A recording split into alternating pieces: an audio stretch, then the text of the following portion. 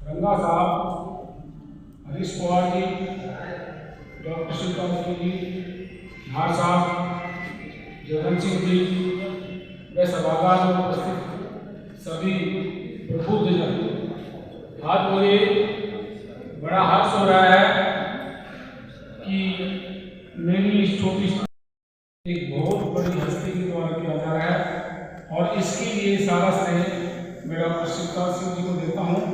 उन्होंने ही इस प्रकार का कार्यक्रम किया जिसमें मुझे ऐसे छोटे से व्यक्ति की पुस्तक को भी एक बहुत ही बड़ी हस्ती के द्वारा लोकार्पित करने का अवसर करता हूँ। इसके अतिरिक्त मेरे जो सभी साथी हैं, रिवाड़ी से पधारे हैं, अटेली से पधारे हैं, नागौर से पधारे हैं और उनका हर प्रकार से मुझे सहयोग मिलता रहा है और मिलता भी रहेगा। उन्होंने जो चरण यहाँ पर रखे हैं वो मेरी पलकों पर हैं, उनका मैं दिल से बहुत ही आभार प्रकट करता हूँ।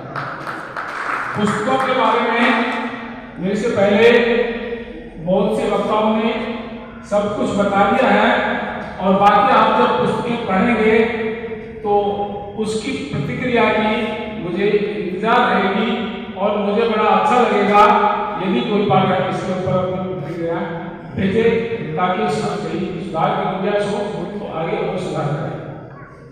जहाँ तक डॉक्टर श्रीकांत सिंह जी का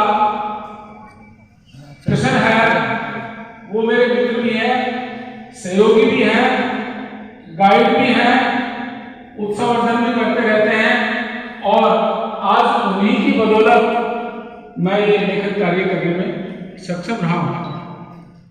वो मेरे बहुत ही पहले से परिचित है। जब वो विद्यार्थी थे उस समय वो जब भाषण दिया करते थे उसका मैं बड़ा कायल था और हम दोनों में केवल वैचारिक दोस्ती है, उसी समय से हमारी दोस्ती चलती रही है। हालांकि ये मैं उनका बड़प्पन समझता हूं कि वो इतने बड़े पद पर होते हुए भी आयु के लिहाज से मुझे गुरुदेव कह देते हैं, वरना साहित्य के क्षेत्र में मैंने उनसे बहुत कुछ सीखा है, बहुत सी प्रेरणाएं ली हैं और आज उन्हीं के प्रयास से ये सब कुछ हो पाया है। जब भी कभी मुझे जरूरत पड़ी, मैंने कोई रचना लिखी, मैं सबसे पहले उनके पास भेजता था क्योंकि मैं कोई हिंदी साहित्य का विद्यार्थी नहीं था, लेकिन मेरा ये शौक था, लिखता था और उन्होंने बार बार मुझे इसके गाइड किया और प्रोत्साहित किया, जिसकी वजह से मैंने पहली पुस्तक अधूरा प्रयास लिखा। उसके बाद तो वो एक ऐसी प्रेरणा सी बन गई और लिखते लिखते काफी मसाला इकट्ठा हो गया। फिर मैंने भी उनसे कहा कि सर आपने भी विराम दे दिया कि कुछ उनके साथ ऐसी घटनाएं हो गई थी जिससे थोड़े से वो विराम में आगे। मैंने कहा कि आप विचार करिए और बड़ी जल्दबाजी में बहुत ही शीघ्र प्रयास करके उन्होंने अपनी पुस्तक लिखी। उसके बाद में अब इनकी कलम से बहुत ही और ज्यादा रचनाएं आएंगी।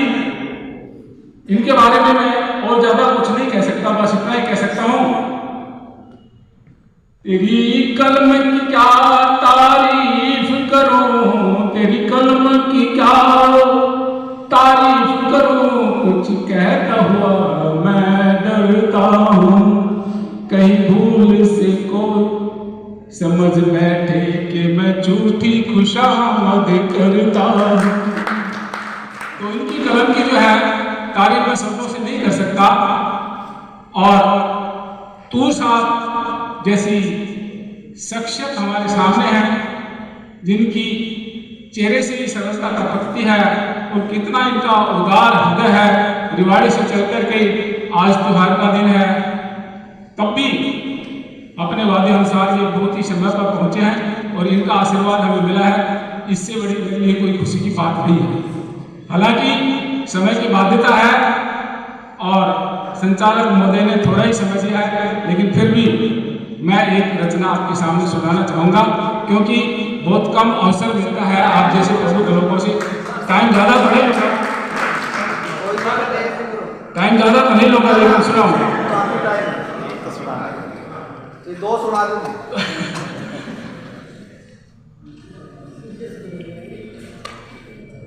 देखिए हालात ऐसे हो रहे हैं कि हमारे देश के अंदर बेरोजगारी इतनी ज्यादा बढ़ी है कि बहुत ही पढ़े लिखे शिक्षित लोग जो है वो क्लास 4 की नौकरी के लिए चक्कर काट रहे हैं, लेकिन बिल्कुल अनपढ़ अंगूठा छाप जो नेता बन जाता है वो मौज उड़ाते हैं। यही मेरी कविता का शीर्षक है, नेताजी की मौज।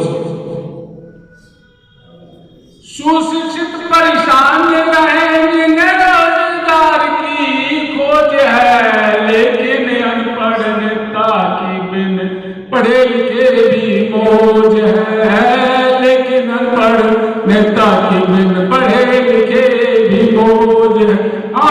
सुशिक्षित परेशान रहेंगे, रोजगार की खोज है, लेकिन अनपढ़ नेता की बिन पढ़े लिखे भी मौज है। सरकारी नौकरी पाने के लिए शिक्षा जो है वो निश्चित कर रखी है। चपरासी की नौकरी के लिए भी कुछ है, क्या है, छोटी बड़ी नौकरी खातिर शिक्षा बहुत जरूरी है, बिना टेस्ट और इंटरव्यू प्रक्रिया अधूरी है, भर्ती परीक्षा पास करे आवेदक की मजबूरी है, मेरिट सूची में नाम चढ़े उसे इसकी चिंता पूरी, चयन सूची का इंतजार रहता उसको हर रोज है, लेकिन अनपढ़ नेताओं की बिना पढ़े की मौज है, लेकिन अनपढ़ नेताओं की बिना पढ़े की मौज है। और क्या करना पड़ता है, उनको कुछ नहीं करना पड़ता, उनको कोई परीक्षा पास नहीं करनी पड़ती, ना कोई टेस्ट देना पड़ता है, ना इंटरव्यू होता है। क्या होता है, नेता बनने को आवश्यक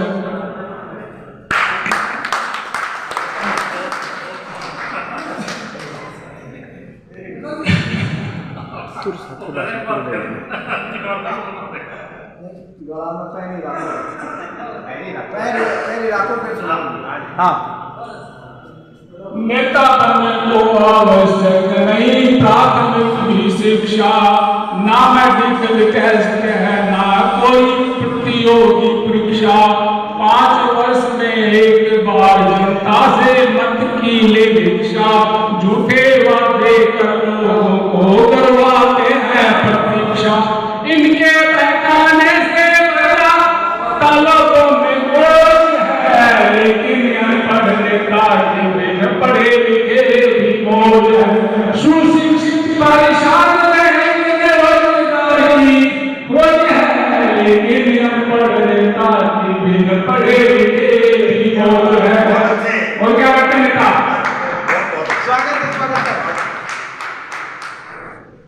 एक बार भी जो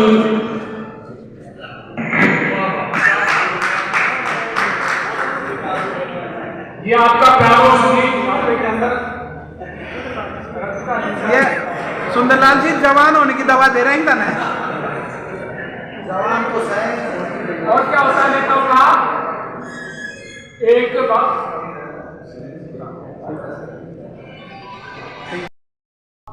आधुनिक ढंग के कोठी बंगले चुटकी ने बनवाता, कई तरह की सुख सुविधाएं वेतन व भत्ते पाता, जब चाहे बिल पास करा ले जितना चाहे बढ़वाता।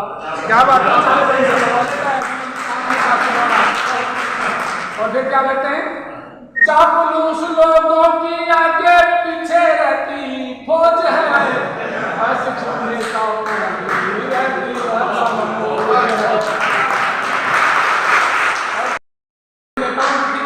और जो सरकारी कर्मचारी अपनी पूरी शक्ति लगा देता है नौकरी करने में, उसका एक ही सारा का पेंशन वो भी बंद कर दिया। बंद है लेकिन नेता रहे अछूते, देखो कैसा बंद है, सेवा करते जो मन से ऐसे नेता तो चंद है, बचे हुए बाकी सब लेते कुर्सी का आनंद है, ऐसे नेता जैसे जब पर बनकर बैठे बोझ है, पढ़े लिखे भी बोझ है। सुशिक्षित परेशान रहेंगे, रोजगार की खोज है, लेकिन अनपढ़ नेता की बिन पढ़े लिखे भी मौज है। और लास्ट में क्या करते हैं नेता, जा जाते जय बुलवाते वह रहते बड़े उमंग में, छोटे मोटे पुरुषार्थ रखते हैं हरदम संग में, नखरे आसमान छूते सन कर सत्ता के रंग में, परिवर्तन का प्रिया जाता चाल ढाल ढंग में, तरह तरह के व्यंजन वाला, तरह तरह के व्यंजन वाला मिलता इनको भोज है, लेकिन अनपढ़ नेता के बिन पढ़े लिखे भी मौज है। ये बात था, ये बात था। आभार, उम्मीद है आप लोग इस प्रकार एक होते रहें और हमारा उत्साह बढ़ाते रहें।